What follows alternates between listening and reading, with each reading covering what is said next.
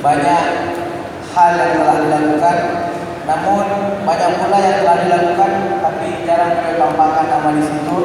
Namun kami para pengelola dakwah banyak terinspirasi dari beliau, terutama tentang mualaf Center Indonesia yang beliau gagas. Namun sebelum kita membahas semua tentang pergerakan dari Kang Stephen, kita ingin kenalan dulu dengan Coach Stephen. Bisa diperkenalkan kepada teman-teman kita sahabat hijrah yang hari ini hadir. Siapa Coach Stephen, sehingga kenapa Coach Stephen sekarang begitu banyak menginspirasi anak-anak muda. Silakan Coach Stephen, kita mulai. Assalamualaikum warahmatullahi wabarakatuh. Alhamdulillah. Segala puji bagi Allah Azza wa Jalla yang sudah mengumpulkan kita di sini malam ini. Alhamdulillah. Allah jaga kita dalam iman Islam.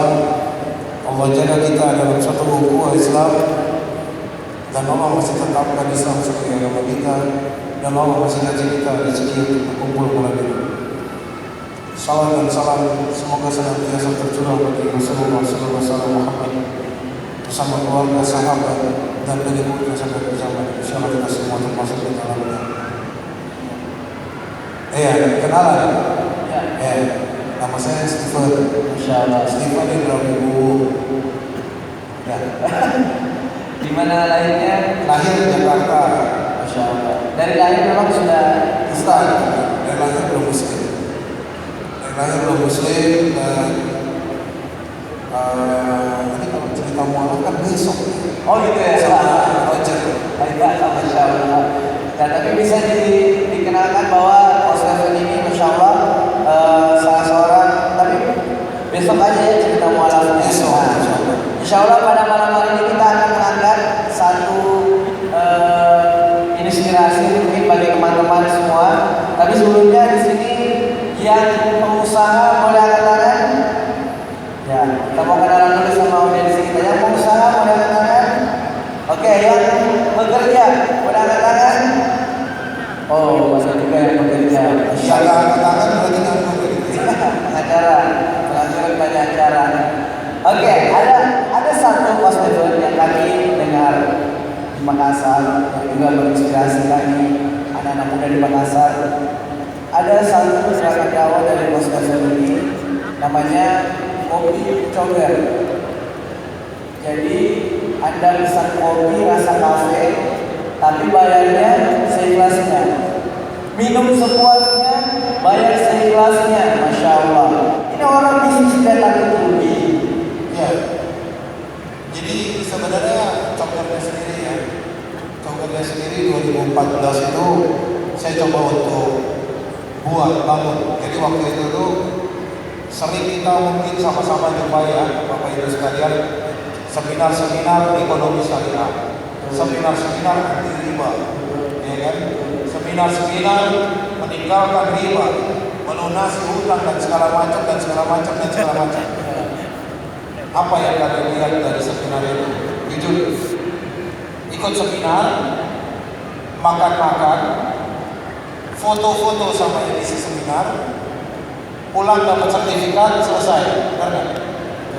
Ya, besok daftar lagi, sama nggak isinya? Ya, duduk, ya kan? Dapat buklet satu itu, ada tebal sedikit. Dengarkan seminar 1, 2, 3, 4, 5. Ini saya sering sampaikan juga, ya dalam seminar-seminar saya. Mungkin ada yang pernah hadir. Mungkin juga teman-teman di Malaysia yang pernah hadir waktu seminar saya di Malaysia juga. Saya bilang tahun percuma kalau kita ngomong cuma pada titik retorika. Artinya tidak ada yang bergerak secara masif dan secara berkesinambungan. Ya, coker itu sendiri artinya cok, Gear motor. Ya motor. Ya, bisa dimana. Ya motor atau jam tangan analog itu paling gampang. Oh iya. Ya. Kalau di jam tangan analog itu ada baterai, ada dinamo, ada satu gear yang menggerakkan harmonisasi satu jam. Itulah cok namanya, gear utama. Kenapa saya bilang cok? Karena mungkin kita harus bergerak jika kita mau perubahan dalam ekonomi kita membangkitkan ekonomi umat. Waktu itu niatnya ke sana. Pada akhirnya kita jadi pemain kecil, saya coba bergerak sendiri. Nah, kopi yang kita jual, saya bisa bilang 100% halal dan anti riba. Karena dari pertama kali ditanam, bibitnya kita beli sendiri. Pupuknya kita produksi, kita pupuk sendiri. Kita panen menggunakan dulu pakai sepeda kayu. Iya, ya. betul. Jaraknya 8 kilo lebih itu kita bawa 40-50 kilo dalam sepeda kita bawa. Dan alhamdulillah sampai sekarang Allah izinkan itu besar. Kita ada 25 hektar di Lampung, Tanggamus. Kita ada 17 hektar di Papandayan. Kita ada total operasi baru 11 hektar. Baru 11 hektar di daerah Sukabumi Selatan. Dan kopinya Malabar, ini original Indonesia. Terus yang terakhir saya baru kembangin di Temanggung. Dari 4 daerah yang saya sebutkan, itu 4-4-nya daerah yang dulu dimurtadkan. Daerah yang dulu dimurtadkan dan hampir 100% penduduknya murtad. Setelah mereka masuk Islam kan mereka harus punya penghasilan. Kalau nggak nanti kembali lagi. Nah, saya kasih biji kopi itu tanah mereka. Masya Allah. Nah, sekarang banyak petani kopi yang coba lari ke kita juga. Karena mereka biasa berhadapan dengan tengkulak dengan harga jual cuma 15.000. Kami berani beli 50.000, 45.000. Kami beli 3 kali atau 2,5 kali lipatnya dari harga. Masya Allah. Berarti bisa dikatakan bahwa salah satu metode dakwah dari Muslim ini adalah melalui ekonomi umat. Ya. Memastikan halal dari produk. Bahkan cara memastikannya ekstrim, dipastikan dari hulu sampai ke hilir, dari nanamnya malah bibitnya kayaknya, dari bibitnya sampai siapa yang tanam, cara dapat modalnya, bahkan menyelamatkan banyak petani-petani kecil yang sudah setengah mati menanam, tapi pas dijual dipaksa jual dengan harga murah. Masya Allah, ini jadi inspirasi. Dan itu semua pengangkutnya kayak sepeda, lalu punya motor, lalu berikutnya punya mobil. Alat gilingnya itu dari Nigeria, namanya masih merah itu itu dulu masih pakai drum oli. Ya. Masya Allah. Kita bikin sendiri, rosternya kita bikin sendiri. Masya Allah. Jadi aku mau coba pastikan semua buku pada biji kopi yang keluar dari kami itu halal sampai ke beras Anda. Masya Allah. Kalau bisa diestimasi, bisa diperkirakan, ini hanya hulu aja. Kira-kira dari hulu ini bisa membantu sumber daya manusia ini ada prediksi berapa orang? Kalau Hampir 1.800. hampir 1.800 orang. Dan 1.800 orang ini orang yang pernah dimurtadkan, lalu kemudian diberikan hidayah oleh Allah. Namun niat kita pertama mereka itu bukan niatnya bisnis, tapi niatnya memberikan mereka peluang pekerjaan agar tidak kembali kepada bisnis kembali kepada agama mereka yang sebelumnya dimurtadkan. Masya Allah, ini berarti poin pertama, perbaiki niat kita. Ketika kita ingin berbisnis, harus Bisnislah dengan Allah. bisnislah Kalau dengan yang saya Allah. tahu, bisnis yang tidak akan pernah rugi adalah kita berbisnis dengan Allah. Makanya materinya adalah berbisnis ikhlas. Masya Allah, tabarakallah. Jadi ini Akhirnya sampai ke gelas juga, tetap silakan minum sepuasnya sekalian. sampai ke gelas juga. Kalau dalam proses buat kopi itu kan ada tahapan-tahapan. Yes. Jadi tadi udah nanam, kemudian roastingnya roasting sendiri juga. Pegawai sendiri juga. Masya Allah, tabarakallah. Dari roasting ke penyeduhan. Proses lagi, nanti ada proses namanya resting ya. Ya. Jadi itu diistirahatkan kopi. Masya Allah, itu dari punya kita juga. Habis itu masuk ke kafe. Masya Kafenya Allah. juga alhamdulillah Punya sendiri. Masya Allah. Jadi ini betul-betul salah satu hal yang paling dirindukan oleh para pengusaha, bagaimana memastikan dari dulu usaha kita sampai ke hilir banyak sekali tenaga kerja dan libat, yang dimana ketika ada keuntungan mereka makan, mereka pakai beribadah. Kita tidak usah memberikan mereka maaf sedekah setiap bulan. Kita nggak usah kasih istilah orang kata kasih ikan, tapi kita cukup kasih pancing. Enggak, saya kasih kolam. Masya Allah, dibangun kolamnya. Saya kasih kolamnya dan bagaimana cara membawa Masya Karena Allah. kalau cerita yang ini yang sama, kok kalau ketemu mualaf itu jangan kasih ikan, kasih pancing, kasih kain, tunjukkan di mana tempat dia bisa memancing. Masya Allah. Saya dari dulu udah coba cara itu. Ya. Nah sekarang kalau saya kasih antum jadi pancing, kasih kain, kasih cacing satu kali, nanti saya tunjuk itu Selat Makassar, banyak ikannya. Bisa nggak kira-kira mancing? Bisa tapi nggak Mungkin bisa, salah. ya mungkin bisa. Tapi karena nggak semua orang itu pemancing atau Ya. nelayan, Akhirnya mutaber, mundur tanpa berita. bentar kan hilang. Betul, Nah betul. ini yang sering akhirnya balik lagi ke saya aja lapar. Kok saya lapar? Akhirnya ujungnya kita kasihkan juga kan. Betul. Nah ini saya bilang mungkin ini solusi one stop solution. Jadi dia datang, saya kasih total solution, saya suruh dia bekerja di situ. Mungkin semuanya nggak akan bisa bekerja seperti itu. Oke.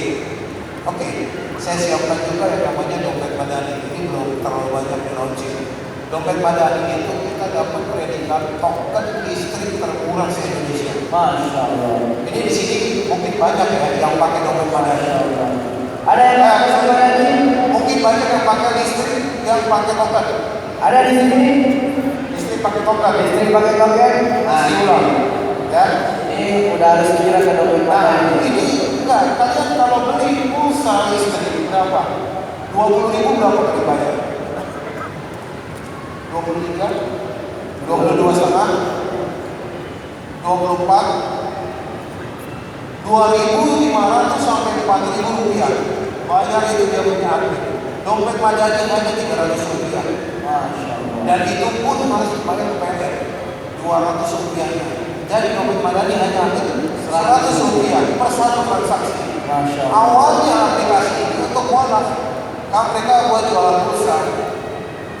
Ya, akhirnya saya bilang kasih kolamnya, bukan kasih pancingnya. Bukan cuma satu jenis malam saja. Ya, saya kasih beberapa kolam. Kalau dia nggak suka ikan mas, kamu mungkin di sini ada berapa? Masya Allah, Masya Allah. Iya kan? Betul, betul. Nah ini apa ya? One stop solution for woman. Artinya apa? Saya nggak mau cuma bicara retorika di depan sini, pulang dari sini tidak ada implementasinya. Betul. Ya, ini one stop solution. Kenapa? Contoh ya. Pakai Maskapai atau Surabaya? Saya apa ya? Oke. Untuk pulsa 10.000 biasa berapa beli? Sampai Bukan rupiah. rupiah, 10.000 rupiah. Berapa dia harganya? Harganya biasanya 13. 13 atau 12 setengah. Saya jual cuma 10.350. Ini kalau pebisnis sesama pebisnis cerita seperti bilang, dan untungnya itu. Iya, udah dapat sendal saya. Masya Allah. Tapi dilempar. Jadi ini benar-benar ya. Maksudnya kalian bisa pakai untuk apa? Untuk jualan. Tadinya itu buat mualaf pakai itu untuk jualan. Saya jadi nggak perlu kasih dia lagi kain. Betul. Sama seperti desa-desa kalau untuk kopi ini cakupannya lebih luas. Karena itu desa-desa yang memotongkan. Jadi penanggulangannya pun butuh bertahun-tahun. Bertahun-tahun kita ada di situ. Tapi yang untuk instan, untuk satuan ada nggak ada? Ada dompet madani. Masya Allah. Nah, saya bikin dua solusi seperti itu. Artinya kiri dengan kanan saya bikin solusinya. Karena kita nggak akan bicara retorika, bro. Betul. Kasihan retorika itu nggak akan mengenyangkan perut orang yang ada di sini. Betul. Kita butuh ekonomi umat itu bergerak. Betul. Kita butuh kerja nyata, kerja.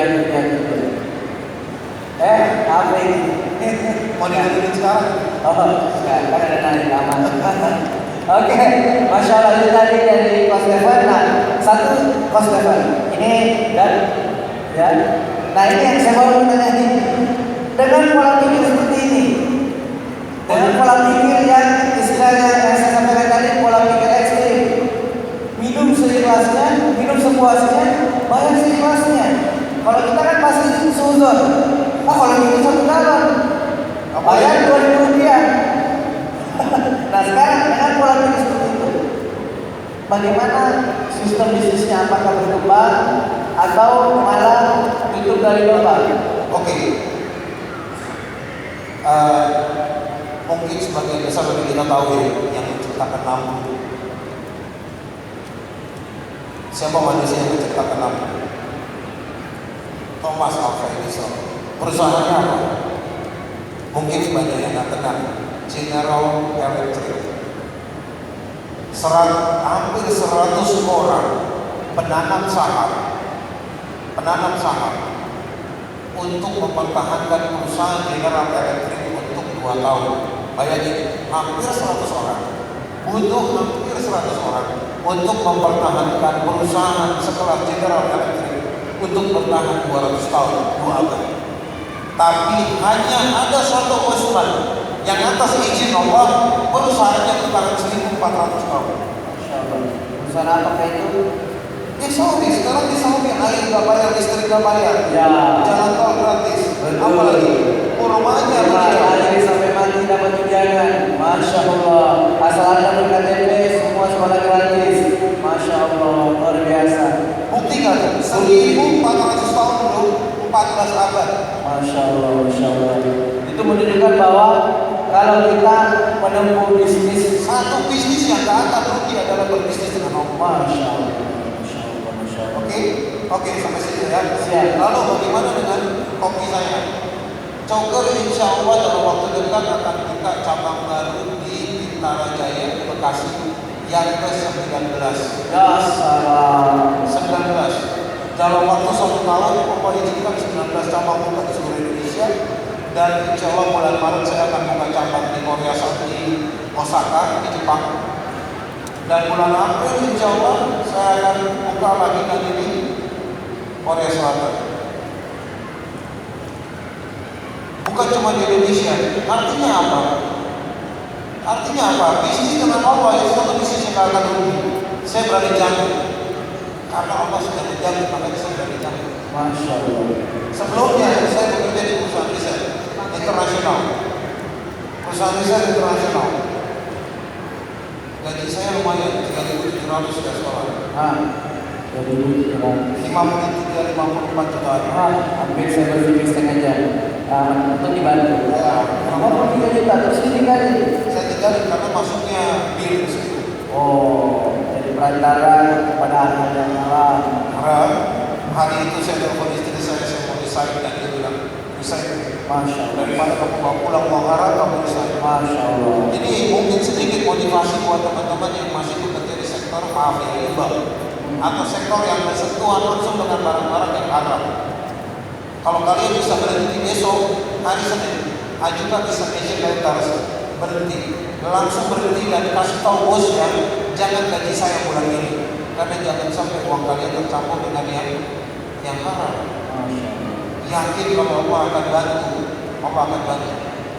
Masalahnya Allah bantu nggak dia, tergantung bagaimana dia yakin. Kan Allah bagaimana prasangka hambanya. Masalahnya kita nggak yakin. Saya dari pertama kali menjalani coba, saya yakin Allah akan bantu. Dan Allah bantu sampai hari ini. Alhamdulillah. Kalau dibilang tadi bisnis minum sepuasnya, bayar seikhlasnya. Lalu kopinya di mana ini kok dibuat macam-macam, macam kayak kopi-kopi warung murah-murah saja. Kita standarisasi SCA. Kalau di sini ada barista atau ada yang punya kafe, dia akan tahu. SCA, Specialty Coffee Associations Amerika. Hanya 17 pemegang lisensi di Indonesia dan kami salah satunya. Coba, artinya apa? Walaupun kalian minum sepuasnya, kalian bayar seikhlasnya, kopi yang kalian minum berstandar internasional. Masya Allah. Jadi kami tidak sembarangan kaping, ya istilah kopi ya. Kapingan tidak sembarangan, kita penyajiannya atau seduhnya itu nggak sembarangan juga. Barista kami terlatih dan kami melatih barista bayar juga seikhlasnya. Masya Allah. Jadi kalau ada juga yang datang, ada untuk mana sih dokter? Iya. Saya bantu setting untuk kafenya orang juga, konsultasi untuk pembukaan kafe, konsultannya bayarnya juga seikhlasnya. Masya Allah. Apalagi? Iya. Itu mana yang lagi? Enggak, saya kepikiran begini juga mau konsultasi sama suami. Kita punya juga di Makassar Mas, namanya Kopi Hijrah. Yang kerja anak-anak hijrah. Alhamdulillah baru-baru ini baristanya resign dari kafe ternama demi untuk bisa mengelola kopi sebagai jalan dakwah. Masya Allah. Nanti kita konsultasi Mas di belakang Pak Pandu. Oke, satu pertanyaan lagi Mas. dengan kopi coger yang dirintis ini. Apa kira-kira kopi coger ini? Misal, ini kan tadi sudah banyak cabang dibuka. Kan ini Makassar belum ada. Di sini kan banyak orang-orang kaya, tempat kita. Siapa tahu, apakah dengan kopi coger ini ada kemungkinan untuk bersyukur? Ada kemungkinan untuk bekerja sama. Insya. Karena kita di Makassar ini salah satu kendala anak-anak muda hijrah juga. Setelah mereka hijrah, mereka tidak temukan peluang untuk penghasilan. Saya kasih sedikit gambaran. Kami punya anak hijrah, dulunya DJ, dan keahliannya memang cuma DJ. Ketika dia hijrah dan tinggalkan pekerjaannya, dia pergi melamar ke suatu daerah. Kalau kita di sini biasa istilahkan daerah Karaeng. Karaeng itu kayak bangsawan, diminta uang panai. Uang panai tahu kan bang? Uang panai yang akhirnya membuat dia pusing dulu. Semangat nikah ada, umur sudah mantap, pas mau nikah pusing.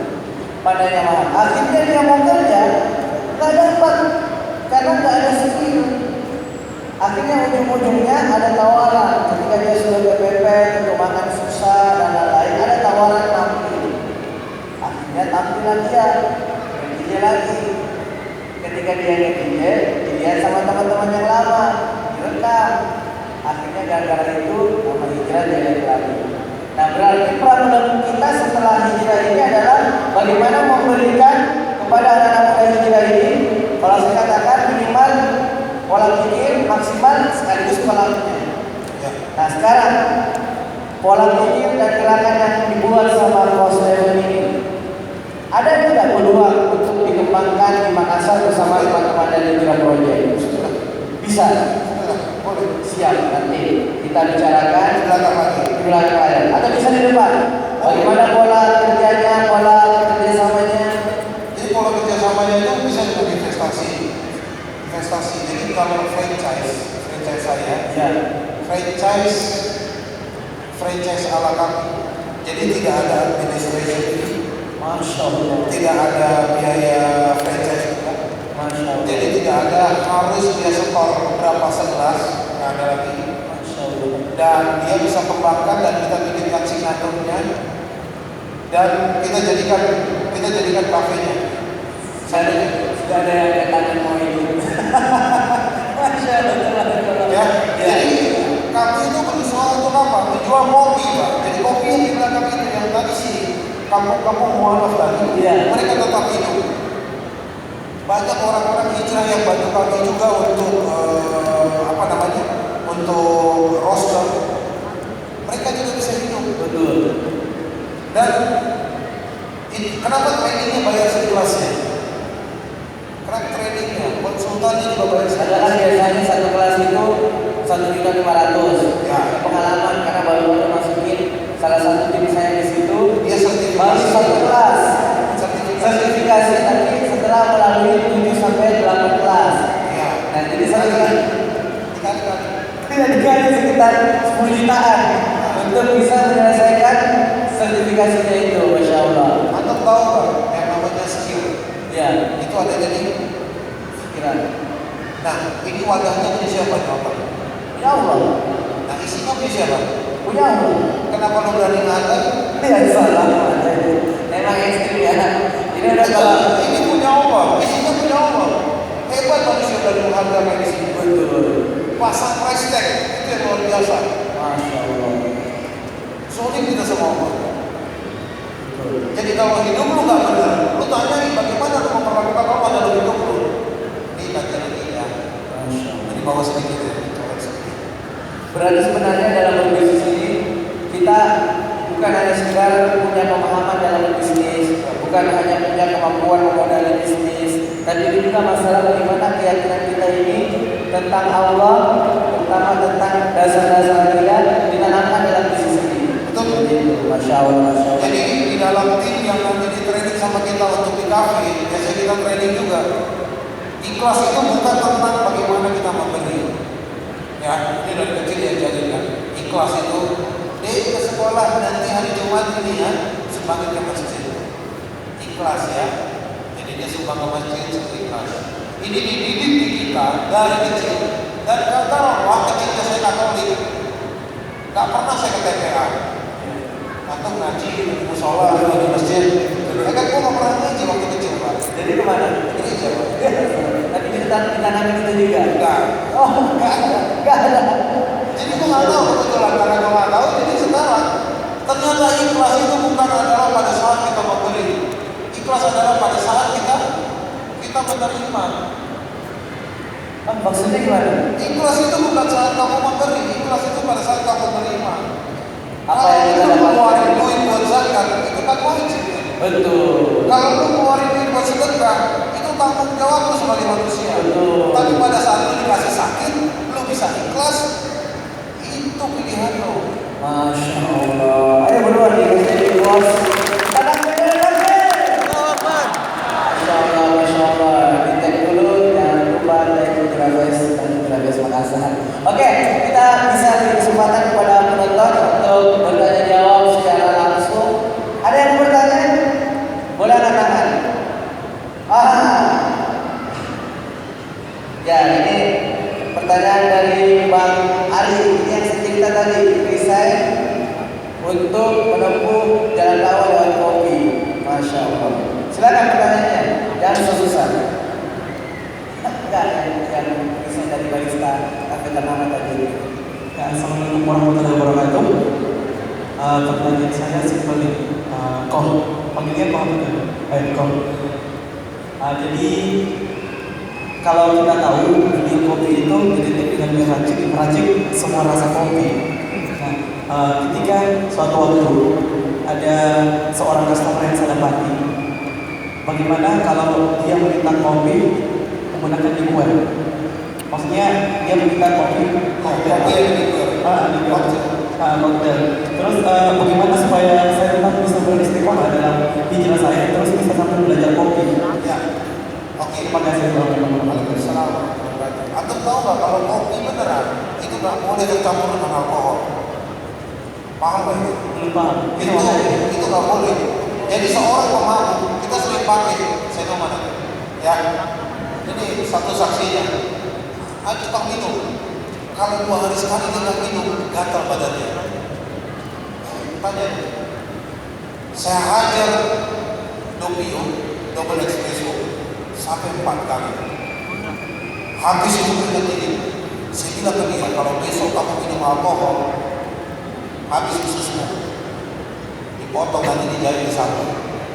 Berhenti dia minum sampai hari ini. Itu ditakutin aja kalau seperti itu. Itu bisa seperti itu. Oh, Masya Allah. Bikin racik Doppio 22 gram sampai 32 mili. Bikin Doppio, tahu kan bikin Doppio? Ajar sampai 14. Dia akan berhenti minum alkohol. Ya salah. Jadi gerakan dakwahnya dengan Bagaimana caranya membuat kopi untuk orang itu berhenti minum? Masya Allah. Itu dia maaf. Orang ini bisa sampai darah kalau dipaksa kopi. Ya, kalau ada punya teman yang kayak gitu, ajak ke kafenya dia, minta tolong orang ini untuk bikin Doppio. Karena dia bisa bikin, ajak sampai 4 cil, bayarin gak apa-apa.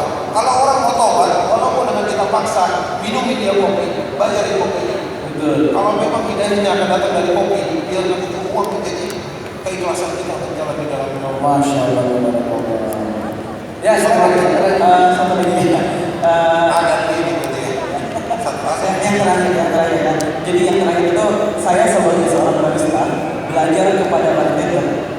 Sedangkan guru saya yang seorang bartender itu yang saya bilang tadi meracik alkohol dan segala macamnya. Apakah saya salah untuk belajar sama dia atau tidak?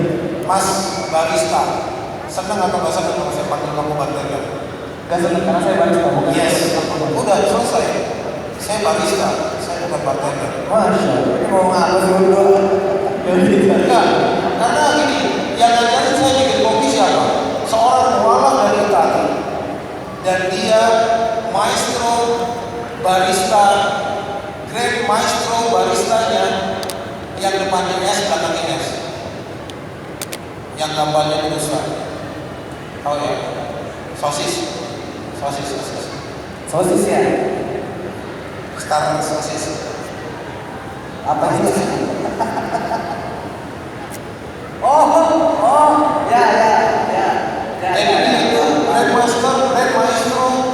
barista se-Asia. Saya ngajarin dia cuma ilmunya punya ngaji, baca Quran, sholat dengan bacaan sholat. Masya Allah. Dia ajarin saya bikin setiap hari ritreso, espresso, doppio, triseto. Setiap hari masing-masing ini 3 gelas sampai 4 gelas. Setiap hari saya minum espresso. Yang kira-kira cuma dia. Masya Allah, Masya Allah. Jadi dia nggak paham. Intinya apa? Intinya saya cuma ngajarin dia baca Quran, sholat, sama semua bacaan sholat, lalu taharah, bersih-bersih. Setelah itu dia ajarin saya cara bikin kopi. Jadi dari situ saya belajar ya. Masya Allah. Habis itu Allah kirimkan saya orang Prancis dan dia sama belajar, dia barista, mualaf juga. Saya ajarin dia ngaji, ajarin dia sholat, lalu dia ajarin saya bikin kopi. Lalu ada lagi seorang Australia, karena cappuccino itu dari Australia. Dia ajarin saya bikin yang cappuccino yang benar. Ya, saya cuma ajarin dia baca Quran, taharah, sama sholat. Masya Allah. Pak, Orang nukar dunia ini namanya orang nukar akhiratnya dengan dunianya.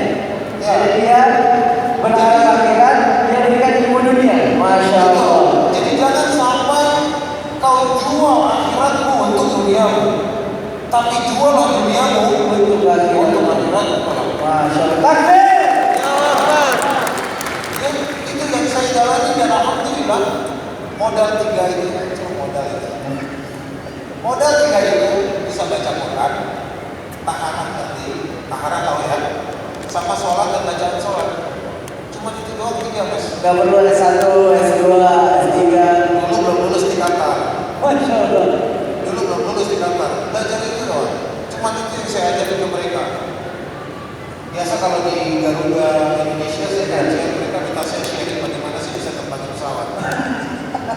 Iya. Emang pernah terbang pesawat? Saya non komersial license pilot. Masya Allah. Seorang kosmonauts multifungsi. Multifungsi. Daripada multi tripleks. Masya Allah. Itulah. Ternyata seorang pendakwah tak harus cuma bisa belajar ngaji doang. Lu ngajinya berguna